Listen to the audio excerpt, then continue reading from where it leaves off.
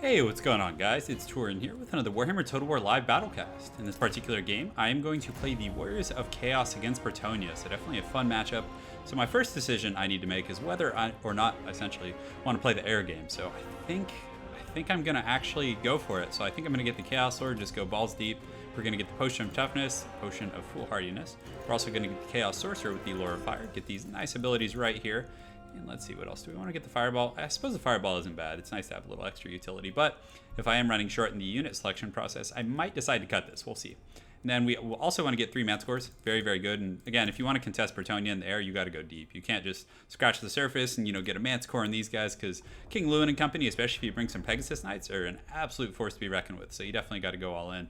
So as far as our infantry, the Aspiring Champs are pretty good against Bretonnian infantry. Very sturdy, 120 armor. Shielded, they have the high quality shielding, which is good.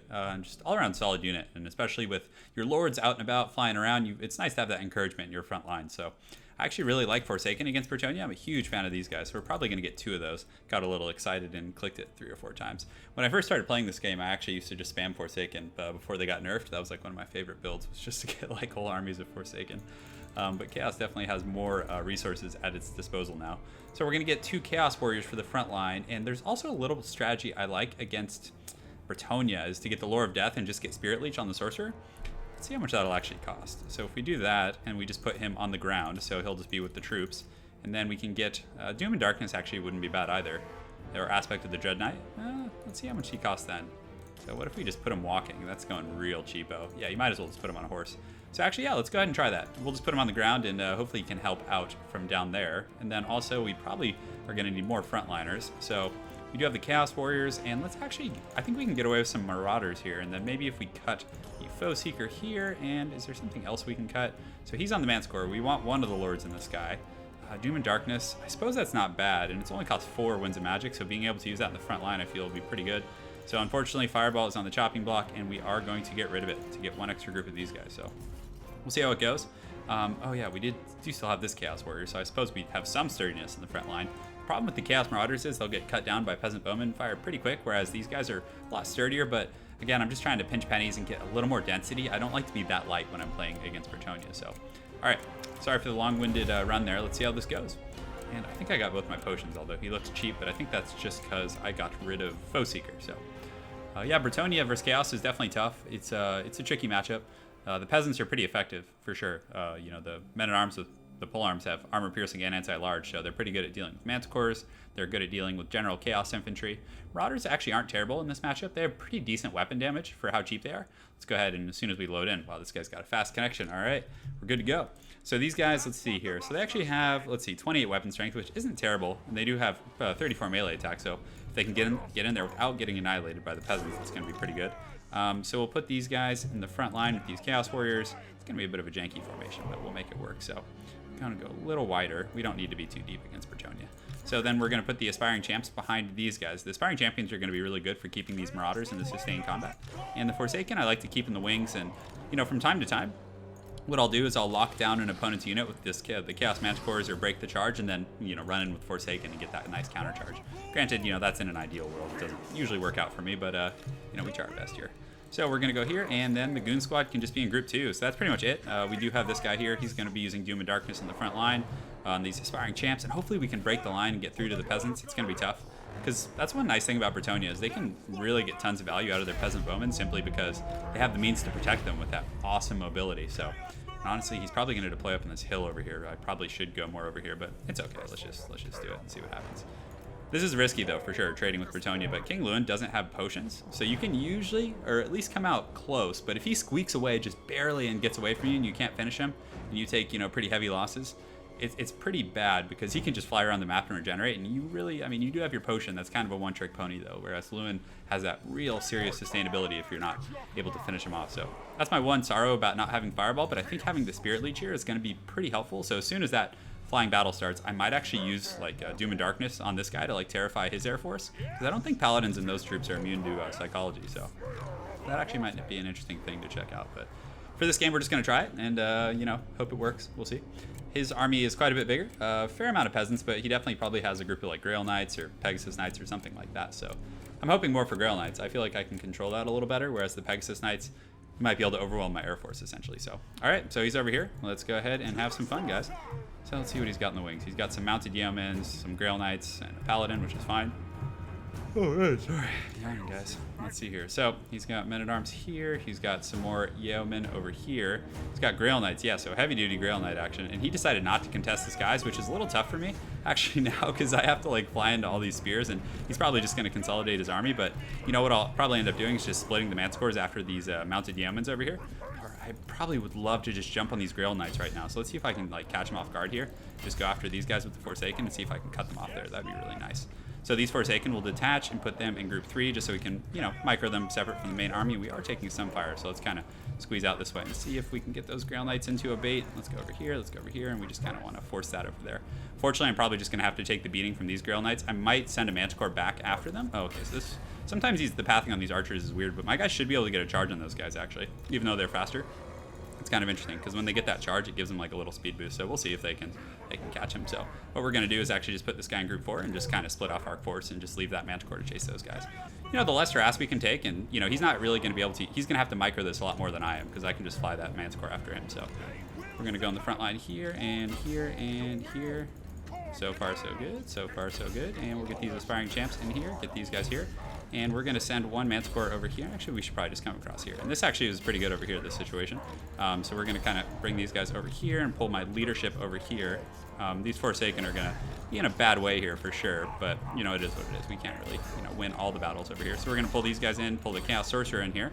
And I do have my Flying Goon Squad coming. So he's probably going to get out of there pretty quick. But you can see he actually took some losses. So I'm pretty happy about that situation.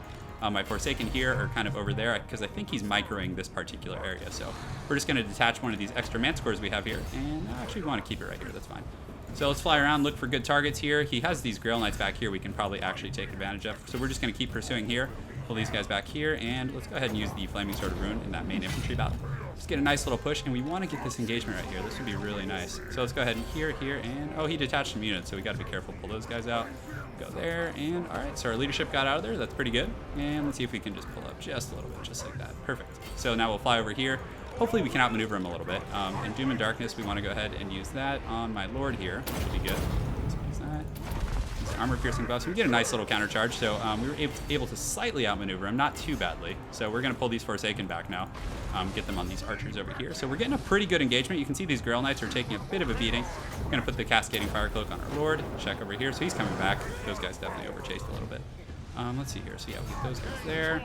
All right, so far so good. So we probably want to pull out here in just a second, get our Lordship out of here because these Grail Knights are pretty low, although he does have some supporting units.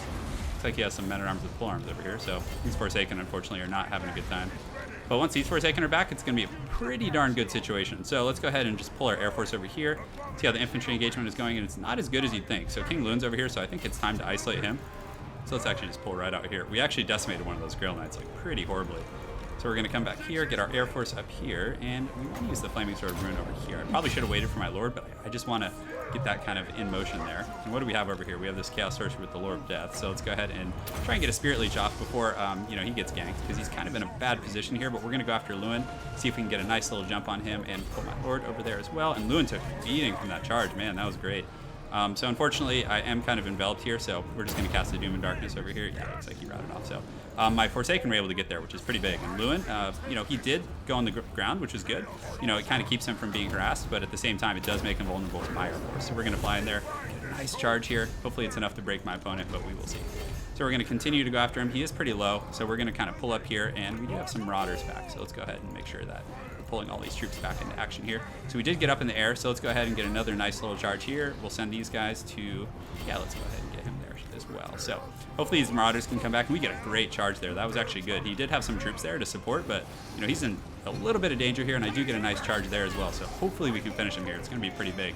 We do have a lot of troops coming back here, which is solid, and we're going to use the push and foolhardiness, push and toughness. Great. And we're also going to use the Flaming Sword of Ruin here. And I do need to get my Lord out of here, because I think we came out ahead there. But again, I don't want to, you know, get caught out of position here and lose my Lord, because, you know, it could turn, you know, on a dime here, to say the least. So we're going to get the Lord out of there. We're going to go here, and so far so good. So let's check for routing units, make sure I don't have anything like kind of wasted around here, and we do have some troops over there, which is pretty good. So The Lord gets out. The rest of the Chaos Forces are going to collapse here. I have Manticores. I have all kinds of scary stuff going on. So we're going to come in here and just start cycle charging his Paladins, I think. Pretty good wrap here. And once we get this kind of... Well, that's pretty nice. My Chaos Sorcerer with the Lord of Death is getting a nice little pursuit in there. So we're going to charge there. We're going to pull out here. Look at these Forsaken. I love that. Yeah, we probably want them doing something else rather than chasing Cav. That's probably not the best use of their time. So he does have some peasants coming. We don't want our Lord to get kind of captured here, so we're going to pull him out through the back here. And do we have a Manticore in here still fighting? Yeah, these Grail Knights are getting pretty beat up, actually, so that's pretty great. So let's get a rear charge with these Forsaken, keep these Manticores fighting on all these peasants. Lord of Death here. Let's go ahead and use the aspect of the Dread Knight. Did I get that? Did I click that? I've been having trouble this game. I'm drinking too much coffee. My hands are getting jittery, guys. So we're going to get on this Paladin here, just keep pressuring, get these forces consolidated over here, because it looks like I was able to clean up this flank, which is really nice, and we don't want this guy to get caught by the Grail Knight, so let's see if we can get him out of here. Just start beating on these Paladins with my Lord, essentially. And you can see he actually got terrified there, which is great, this guy. So definitely that's actually paying off a little bit. You know, it's not too bad. So let's get him over here. I'm not sure why he's chilling there, but he's kind of paid his dues. Not much more from him. I'm hoping to get one more like Lower Fire spell this game. So let's see what's going on over here. So I still have this Sorcerer here. It looks like, oh, those are actually 6 Forsaken. So we were able to just completely mop the floor with his center line there in the Paladins. And it looks like that's all she wrote. So really well played to my opponent. It was definitely a fun game. I kind of was at a bit of a loss in the beginning, actually, with, you know, not having Lewin in the air. I had a tough time finding a place for my troops, but I think it actually worked out well, for sure. So let's see. Let's look at the breakdown. So Marauders did okay. 29, 30 kills, give or take, across the board. It's pretty solid. They did, you know, a decent job. And though they did rout, you guys saw that my western flank collapsed pretty hard. They ended up coming back, which, you know, I'm pretty happy about. In the Aspiring Champs, they did pretty well themselves. Very, very good there. I mean, you know, a lot of people are like, oh, why don't the Aspiring Champs get more kills? Look at that. But, I mean, for 550, you know, the encouragement and the perpetual value and the damage they tank, even though they only have, like, a little less than 2k HP, they're so valuable for how much you're paying, in my opinion. So, big fan of those guys. The Chaos Warriors did good, as expected. Very good unit against Bretonnia in general. Just, they have pretty good combat stats across the board, and the Shielded is nice, but Forsaken are one of my favorite units. But you guys saw, you got to pay attention to them. You know, I accidentally had those Forsaken chasing after those skirmishers for like 45 minutes. So, but when they came back, you saw they were able to just wreak massive havoc in that back line. And Manticores, even when there is no Air Force, they're great for intercepting Cav. And, you know, even against elite Cav, they cause terror and just allow your other troops to really saturate and do great work. So, and the Doom Darkness, or the aspect of the Dread Knight, was actually pretty good. You guys saw it was terrifying the Paladins and causing routing at the end of the game there. So definitely interesting. I could have played a lot better myself, but again, you know, hindsight's always 20/20. So really good game to my opponent, Tet. I look forward to seeing you again on ladder. And thanks again for watching this Chaos Cast, guys. Have an excellent night and take care.